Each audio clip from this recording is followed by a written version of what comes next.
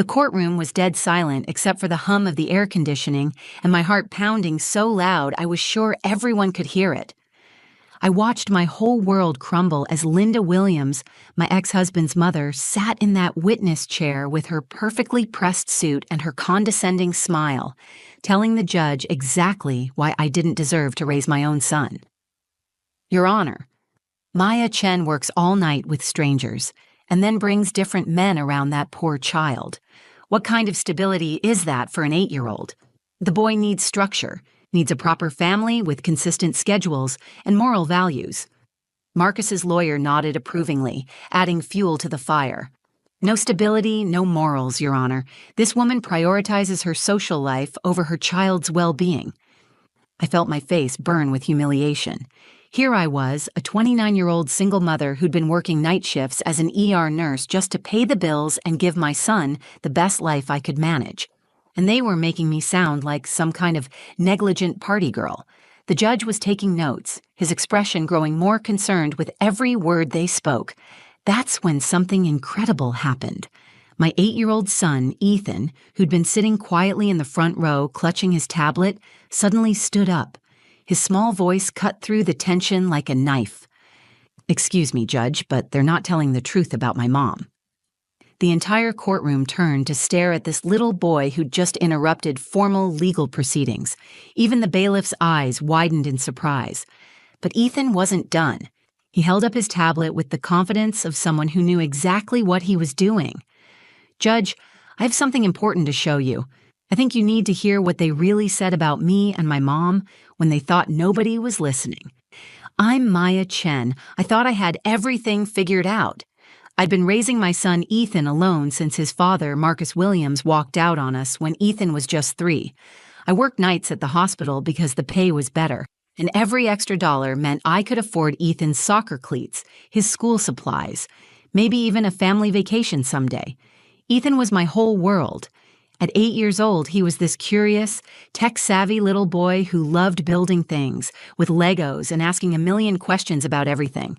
He was the kind of kid who'd spend hours on his tablet playing educational games or video calling me during my work breaks just to say goodnight. Marcus had been out of our lives for years until he suddenly returned with his new fiancée Jessica and his domineering mother, Linda Williams. Linda was one of those women who believed there was only one right way to raise children. And apparently, working nights to save lives wasn't it. She'd made her disapproval of me crystal clear from the moment Marcus decided he wanted custody. And Marcus's lawyer, David Rodriguez, was the kind of aggressive attorney who'd twist anything to win a case. He'd taken my dedication to my career and my 6-month relationship with Jake, a wonderful pediatric physical therapist I'd met at Ethan's soccer practice, and turned them into weapons against me.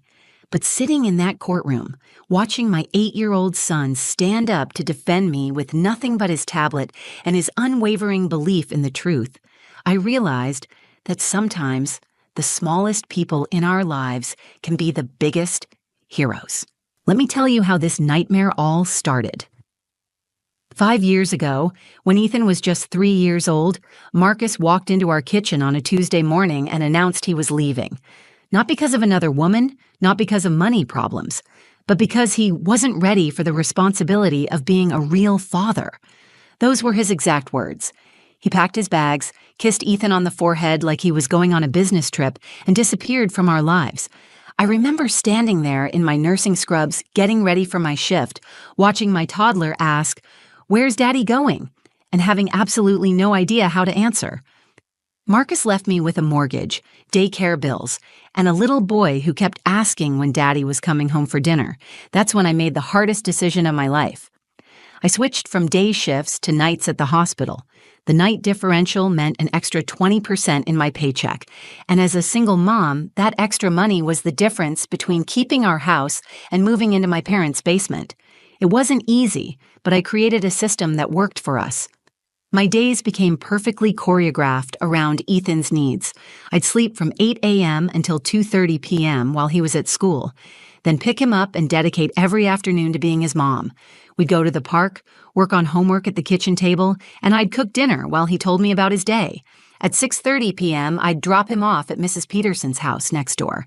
She was a retired teacher who adored Ethan and charged me half what other babysitters wanted because she said it kept her young. During my 12-hour shifts at the hospital, I'd call Ethan every night during my breaks. Even at 3 years old, then 4, then 5, he'd tell me about his dreams or ask me to sing him a lullaby over the phone. Mrs. Peterson would hold the phone up to his ear while he fell asleep, and I'd whisper goodnight stories between checking on patients in the emergency room. Saturdays were our special days. I'd make Mickey Mouse pancakes, and we'd spend the entire day together doing whatever Ethan wanted. Sometimes we'd go to the zoo, sometimes we'd build elaborate Lego cities on the living room floor. Those Saturday mornings were sacred to us. For 4 years, this routine worked perfectly. Ethan thrived in school, made friends easily, and never once complained about my schedule.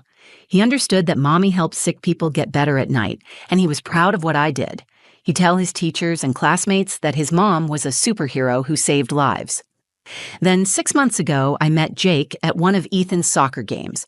Jake was a pediatric physical therapist who worked with special needs kids, and he was volunteering as an assistant coach. He was patient, kind, and amazing with children. When Ethan twisted his ankle during practice, Jake spent 20 minutes making sure he was okay and teaching him proper stretching techniques. Jake and I started talking, then dating. He'd come over for dinner on my nights off, help Ethan with homework, and play video games with him. For the first time since Marcus left, I felt like we might actually become a real family again. Ethan adored Jake, and Jake treated my son like he was his own. Everything was perfect until Marcus suddenly reappeared 3 months ago with his new fiancée Jessica and a lawyer demanding custody. Jessica was 26, worked in marketing, and had very specific ideas about how families should look. She wanted the white picket fence dream, complete with a ready-made child to prove she was maternal. The first thing Marcus said when he showed up at our door wasn't, "How's Ethan?" or "I've missed you both." It was, "This living situation isn't appropriate for my son. You're working nights, dating random men, and confusing him about family structure." I couldn't believe it. This man who'd abandoned us without a second thought was suddenly concerned about family structure. But Marcus had always been good at rewriting history to make himself look better. In his version of events, he'd left because I was too focused on my career, and now he was back to rescue Ethan from my unstable lifestyle. Linda Williams, his mother, made her opinions clear from their first visit. She looked around our cozy house, noticed Jake's jacket hanging by the door, and pursed her lips in disapproval. "That poor child needs consistency," she declared, "not a mother who works all night and parades men through his life." I tried explaining that Jake wasn't just some random man, that we'd been together for months and that Ethan loved him. But Linda had already made up her mind. In her world, there was only one acceptable way to raise a child, and apparently everything I'd been doing was wrong. That's how I found myself sitting in a courtroom, fighting for the right to keep raising the son I'd never stopped loving, protecting, and providing for. The custody hearing started at 9 a.m. on a gray Thursday morning that felt like the end of the world. I'd barely slept the night before, running through every possible scenario in my head, trying to prepare for what Marcus and his lawyer might say. But nothing could have prepared me for the systematic destruction of my character that was about to unfold. Linda Williams was their first witness, and she took the stand like she was delivering a sermon. Dressed in her navy blue suit with her silver hair perfectly styled, she looked every inch the respectable grandmother. The judge listened intently as she painted a picture of me that was so distorted I barely recognized myself. "Your Honor, Maya Chen has created an environment of chaos and instability for that precious child," Linda began, her voice dripping with fake concern. "She works all night at the hospital, exposing herself to dangerous situations and questionable people. Then she comes home exhausted and dumps Ethan with babysitters so she can sleep all day." I watched the judge scribble notes, his expression growing more serious with each accusation. Linda continued her performance, describing how Ethan seemed confused and tired during weekend visits, how he talked about different men coming to the house, and how he'd mentioned that Mommy was never home at bedtime. "The child desperately needs stability, Your Honor. He needs a proper family structure with consistent schedules and moral guidance. My son Marcus is ready to provide that along with his wonderful fiancée Jessica, who's eager to be a mother figure." When Marcus's lawyer, David Rodriguez, stood up for cross-examination, I felt my stomach drop. This man had a reputation for being ruthless, and he immediately went for the throat. Mrs. Williams, in your professional opinion as a retired school administrator, would you consider a woman who works night shifts and frequently has male visitors to be providing adequate supervision for an 8-year-old child? My own lawyer objected, but the damage was already done. Rodriguez had planted the seed that I was somehow promiscuous and neglectful. He continued his attack, asking leading questions about Ethan's emotional state and whether Linda had observed concerning behaviors that might indicate trauma or neglect. Then Marcus took the stand, and I watched my ex-husband lie with the same smooth confidence he'd always possessed. He painted himself as the concerned father who'd tried to work things out but had been pushed away by my hostility and unwillingness to co-parent. Your Honor, I've been trying to be more involved in Ethan's life, but Maya makes it incredibly difficult, Marcus testified, his voice filled with fake sincerity. She schedules activities during my visitation time. She's introduced him to this new boyfriend without consulting me, and frankly, I'm concerned about the example she's setting. Rodriguez guided Marcus through a carefully crafted narrative that made my night shifts sound like abandonment, and my relationship with Jake sound like a revolving door of men. They twisted every detail of our life into evidence of my unfitness as a mother. The child needs consistency, Your Honor. He needs to wake up every morning knowing his parent will be there. He needs traditional family values and proper supervision. Maya's lifestyle simply cannot provide that. The worst part was watching the judge's reaction. He kept glancing at Ethan, who was sitting quietly in the front row, clutching his tablet. I could see the concern in the judge's eyes as he processed their arguments about emotional stability and appropriate role models. Rodriguez then called their child's psychologist, Dr. Sarah Mitchell, who had never actually met Ethan but was willing to testify about the potential psychological impact of my work schedule. She used clinical terms to describe how night shift work could disrupt attachment patterns and how inconsistent caregiver presence might lead to behavioral issues and emotional instability. Children need predictable routines and constant parental supervision, Dr. Mitchell explained. When a primary caregiver is absent during traditional family hours and relies heavily on substitute care, it can create anxiety and confusion in young children. I felt my heart sinking with every word. They were making my dedication to providing for Ethan sound like child abuse. My choice to work nights so I could afford to give him everything he needed was being twisted into evidence that I was a neglectful mother. When my lawyer finally got a chance to cross-examine, she tried to point out that I spent every afternoon with Ethan, that Mrs. Peterson was a trusted neighbor, and that my nursing career was both stable and well-paying. But Rodriguez had already created a narrative that was hard to shake. The judge asked pointed questions about my ability to provide consistent supervision and whether I'd considered more traditional work arrangements that would allow for better work-life balance. Each question felt like another nail in the coffin of my chances to keep my son. As the morning dragged on, I realized with growing horror that I was losing. Despite everything I'd sacrificed and every way I'd shown my love for Ethan, they were successfully painting me as an unfit mother. Just as my lawyer finished her weak closing argument and I felt the last shreds of hope slipping away, something extraordinary happened. Ethan suddenly stood up from his seat in the front row, his small tablet clutched in both hands. "Excuse me, Judge, but they're not telling the truth about my mom." The entire courtroom froze. The judge looked up from his notes with surprise, while Marcus and Linda exchanged panicked glances. David Rodriguez immediately shot to his feet, ready to object, but the judge held up his hand for silence.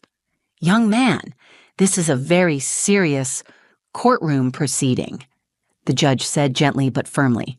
"You need to sit down and let the adults handle this." But Ethan didn't budge. At 8 years old, my son stood there with a determination I'd never seen before, his chin raised and his voice steady despite his small stature. "Please, Judge, I know I'm just a kid, but I heard them talking about me and my mom when they thought I wasn't listening. I recorded it because I knew nobody would believe me." My heart stopped. I had no idea what Ethan was talking about, but the confidence in his voice told me he'd been planning this moment. David Rodriguez was frantically objecting, claiming it was inappropriate to involve a child in legal proceedings, but the judge seemed genuinely curious about what my 8-year-old had to say. "What exactly did you record, son?" the judge asked, leaning forward with interest. Ethan held up his tablet, the same device I'd bought him for educational games and our nightly video calls during my work breaks. "Last weekend, when I was staying at Dad's house, I heard him and Grandma Linda talking about getting rid of me and hurting my mom. I knew it was important, so I used my tablet to record them." The courtroom erupted in whispers. Marcus had gone completely pale, while Linda was shaking her head vigorously, trying to signal something to her son. My own lawyer looked as shocked as I felt, but she quickly recovered and addressed the judge. "Your Honor, if the child has evidence relevant to this custody determination, I believe the court should hear it." Rodriguez was practically shouting his objections now. "This is highly irregular, Your Honor. Children cannot be witnesses in their own custody cases. Any recording would be inadmissible and potentially traumatic for the child to discuss." But the judge was studying Ethan carefully, and I could see something had shifted in his demeanor. My son wasn't acting like a coached child or someone who'd been manipulated into saying certain things. He was acting like a kid who'd discovered something terrible and wanted to make it right. "Son, do you understand what a recording is? And do you understand that what you recorded might be very important to this case?" the judge asked. Ethan nodded solemnly. "Yes, sir. My mom always tells me to tell the truth, and I think you need to know the truth about what they really want to do with me. They were talking about sending me away and making my mom cry, and that's not fair because my mom is the best mom in the whole world." The judge glanced at both legal teams, then back at Ethan. "I'm going to allow this evidence to be presented with the understanding that we're doing what's in the best interest of the child. Young man, can you play what you recorded?" Ethan's face lit up with relief and determination. He walked closer to the judge's bench, his small fingers working confidently on his tablet screen. "I know how to use this really good because my mom taught me. She calls me on it every night during her work breaks to say goodnight, and sometimes I play games while I'm waiting for her call." Marcus was whispering urgently to his lawyer, beads of sweat forming on his forehead. Linda had gone from confident and composed to visibly nervous, her hands clasped tightly in her lap. Even their lawyer looked like he was realizing his carefully constructed case was about to crumble. "I put it on the table next to where they were sitting," Ethan explained to the judge, his voice getting stronger with each word. "They didn't know I was listening because I was supposed to be watching TV in the other room, but I heard them saying mean things about my mom, and I knew I had to save it so someone would believe me." The judge nodded approvingly. "That was very smart thinking, Ethan. Now I want you to play what you recorded, and then you can sit back down with your mom." Ethan beamed at being called smart by the judge, then looked directly at me with an expression that seemed to say, "Don't worry, Mom. I've got this." He pressed play on his tablet, and the courtroom fell completely silent as we all waited to hear what my 8-year-old son had discovered. The sound quality from Ethan's tablet was surprisingly clear as Marcus's voice filled the silent courtroom. I recognized the setting immediately from the background noise. It was his apartment living room where Ethan always stayed during weekend visits. "Look, Mom, I don't actually want Ethan living with us full time." Marcus's voice came through the small speakers, casual and matter-of-fact. "Jessica just wants people to think we're this perfect family unit for her social media and her friends at work. The whole custody thing is really about making Maya suffer and cutting down my child support payments." I felt the blood drain from my face. The judge was leaning forward intently, while David Rodriguez was frantically scribbling notes and whispering to his assistant. Linda Williams looked like she wanted to disappear into her chair. The recording continued with Linda's voice, just as clear and damning. "Thank goodness, because I certainly can't handle an 8-year-old running around my house every day. My bridge club would have a fit, and I'm far too old to be chasing after a child. We just need to make sure that nurse doesn't have any legal standing to interfere with our plans." Several people in the courtroom gasped audibly. My own lawyer was writing furiously, capturing every word, while I sat there in shock, listening to them casually discuss destroying my life and abandoning my son. Marcus's voice returned, and what he said next made my stomach turn. "Once I get custody established, we'll send him to that boarding school upstate, Millfield Academy. They take kids as young as 8, and it's year-round. Jessica found it online. The kid will be out of our hair. Maya will be heartbroken and powerless to stop it, and we can go on with our lives. Perfect, Linda responded with obvious relief. I was worried you'd actually expect me to help raise him. I raised my children already, and frankly, that boy has too much of his mother's attitude for my taste. A good boarding school will straighten him out and teach him proper respect for authority. The recording picked up Marcus laughing, a sound that made me feel physically sick. The best part is that Ethan's too young to understand what's happening. By the time he figures out that we don't actually want him around, he'll be institutionalized and conditioned to the system. Kids adapt to whatever situation you put them in at that age. Linda's voice became conspiratorial. And Maya will be completely destroyed. She'll spend years fighting the system trying to get him back. But once a child is placed in residential care and the custodial parent claims they can't handle him, it becomes very difficult to reverse. She'll exhaust herself emotionally and financially, which is exactly what she deserves for all the trouble she's caused. The judge's expression had transformed from professional detachment to barely controlled anger. He was staring at Marcus and Linda with a look that could have melted steel, while Marcus had turned an alarming shade of gray. The recording continued relentlessly. Jessica's already picked out how she wants to redecorate his room once he's gone, Marcus said. She wants to turn it into her yoga studio. She figures we'll have him for holidays and summer breaks for appearances, but most of the time, we'll be free to live like a normal couple without the baggage. Brilliant, Linda replied. That woman thought she could trap my son with a pregnancy and then work her manipulative nursing schedule to make herself look like some kind of martyr. Well, now she'll learn what happens when you cross the Williams family. The final part of the recording was the most devastating. Marcus's voice took on a cruel edge that I remembered from our worst fights during the divorce. Ethan will never know we planned this. We'll tell him his mother abandoned him when things got difficult, that she chose her career and her boyfriends over him. Children believe whatever you tell them consistently enough. By the time he's a teenager, he'll hate her and won't want anything to do with her anyway. And if she tries to contact him at school or cause trouble, we'll have documented evidence that she's unstable and harassing a child in residential care, Linda added with satisfaction. The system will side with us every time. The recording ended with the sound of them clinking glasses together, as if they were celebrating the destruction of my life and the abandonment of my child. The courtroom was dead silent for a long moment. The judge was staring at the tablet, then at Marcus and Linda, his face a mask of professional fury. David Rodriguez looked like he wanted to crawl under his table, while Marcus and Linda sat frozen in their seats, caught in their own words. Ethan walked back to his seat beside me, slipping his small hand into mine. He whispered, "I knew they were lying about you, Mom." I wanted everyone else to know the truth, too.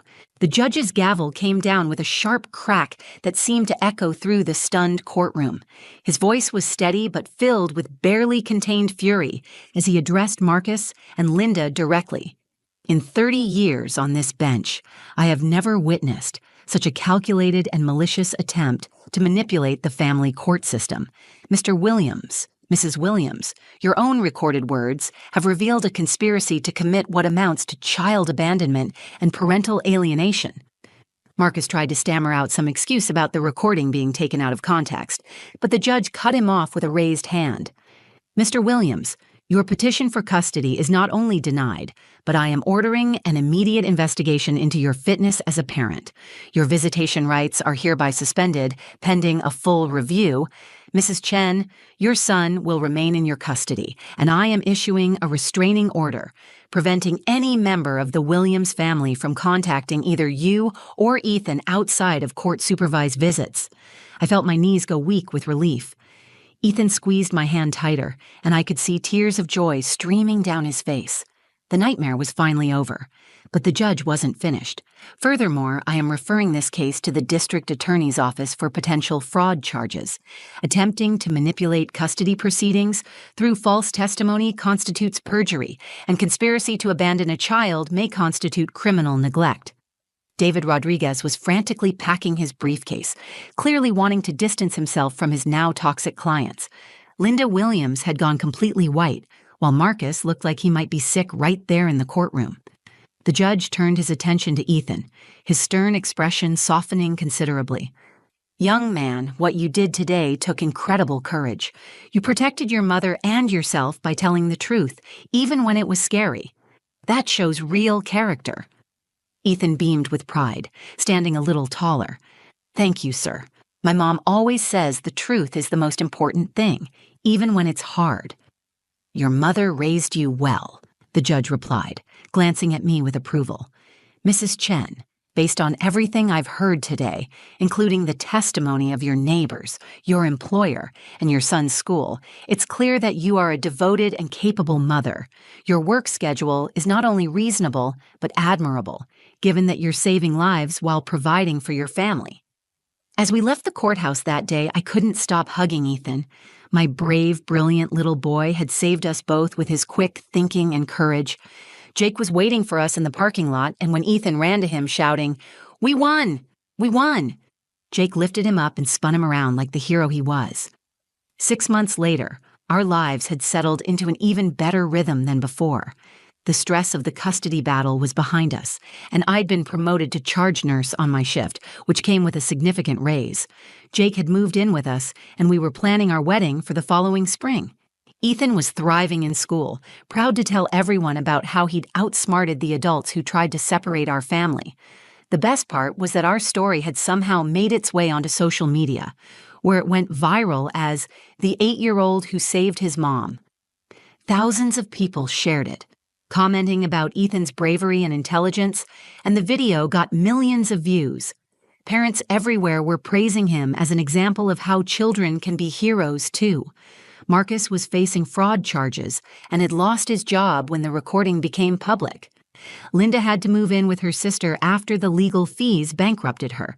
Justice had been served in the most poetic way possible, by an 8-year-old with a tablet and an unshakable sense of right and wrong. Every night when I called Ethan during my breaks, he'd tell me about his day, and I'd remind him how proud I was of his courage. He'd grown more confident since the trial, knowing that he'd stood up for what was right and won.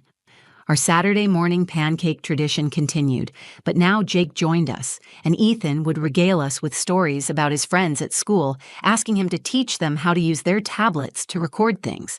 I had to explain that most kids didn't need to gather evidence against lying adults, but Ethan just grinned and said he was ready if any of his friends ever needed help with the truth. The judge had been right. I'd raised him well. But that day in the courtroom, Ethan had taught me something too. Sometimes the smallest voices carry the most powerful truths, and sometimes an 8-year-old with determination and a tablet can change everything. If you enjoyed this incredible story of courage and justice, please share this video with others who need to hear it. Comment below about what you thought of Ethan's brave actions, and don't forget to subscribe to our channel for more amazing true stories about ordinary people doing extraordinary things. Your support helps us continue bringing these inspiring tales to families everywhere.